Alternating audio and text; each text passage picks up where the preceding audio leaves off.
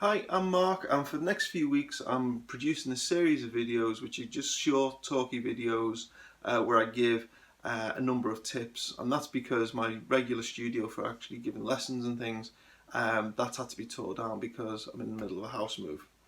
So today's video is the 5 really important tips, in fact the 5 most important tips that I wish I'd discovered sooner. So things that I know now that I wish I'd have learned when I was younger. The first one is don't practice until you get it right, practice until you don't get it wrong. This is something I say to my band all the time. When you're practicing, don't just practice until you can get it right once. You need to get it right over and over and over again. Because when you play live, you don't get 10 runs at something. You get one chance. So don't practice till you get it right. Practice till you don't get it wrong. I actually heard that from my friend Jeff Sheets. I didn't come up with this, but I heard it, and it was one of the most genius things I ever heard, and it really changed the way I practice. Number 2, this comes from, I'll tell you the story behind this.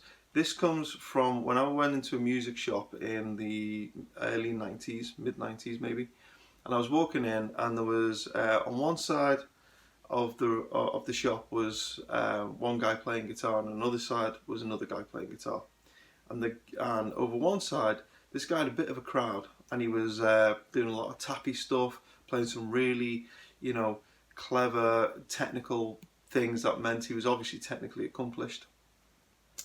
And so I went over there, and I was watching him, and it's really impressive and stuff, and I like that kind of thing.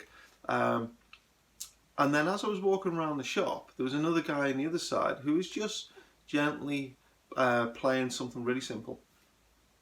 And as I was walking around, just looking at the guitars in the shop, just listening, not looking at what's happening, the guy doing all the technical stuff was, it looked great, but actually it sounded a bit of a mess. It didn't sound very musical. And that's not to say that using those techniques can't be musical. They really can. You look at the best guitar players who do that kind of thing, and it's great. But this guy was it just sounded a mess. It was very sloppy. It was very noisy, and it didn't sound musical. Whereas the other guy who was just doing the simple thing actually sounded like he was playing a song, and actually sounded really good. And I discovered at that point that I was a bit of a guitar snob, and I've been drawn to the technical, fast stuff, and I kind of dismissed this other guy who was just strumming some chords. But actually, when you stopped and just listened, it was actually the simpler thing. It was the simpler thing sounded better. So that's a long way around. What I came to that day is this conclusion that it doesn't matter what it looks like or how impressive it is. If it sounds good, it is good. Even if it's really, really simple, if it sounds good, it is good. And obviously, if it doesn't sound good, then it isn't good, no matter kind of how impressive it might first appear. So if it sounds good, it is good. The third thing, kind of the most important thing I ever learned on guitar was using the relative minor. If you don't know about this, I've covered this in a few different videos. This is basically where you can use the minor pentatonic to play over a major scale, to play over a major chord progression. The basic idea is if you take the notes of C and the notes of A minor, they're actually all the same. There's no sharps, no flats. They're actually all the same notes. And so what you can do is if you get a chord progression in C, you can play A minor pentatonic, and it sounds fantastic. You just have to know that your root note has changed position, so it's changed from being the A note to being the C note in the scale. But other than that, you can use all the same patterns. That was a real big eye opener for me, and it allowed me to play over lots of different styles, regardless of whether they're minor keys, major keys, or whatever. Number 4 is there is no substitute for the time spent with fingers on the fretboard.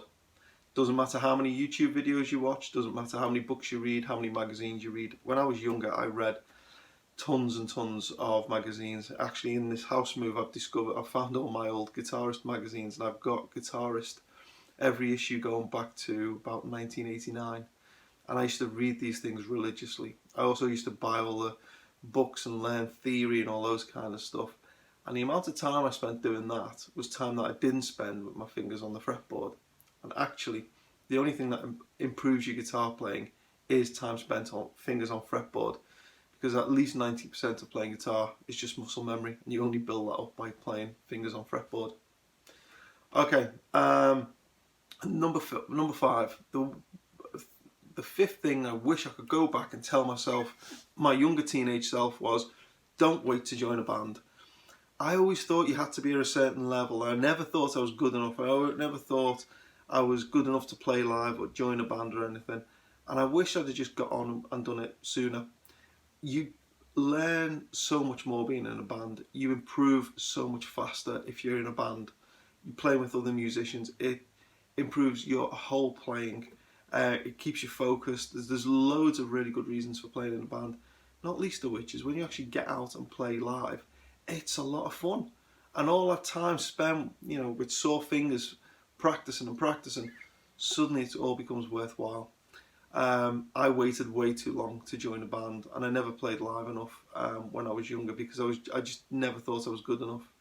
Fact is, at any skill level, you can join a band and do something.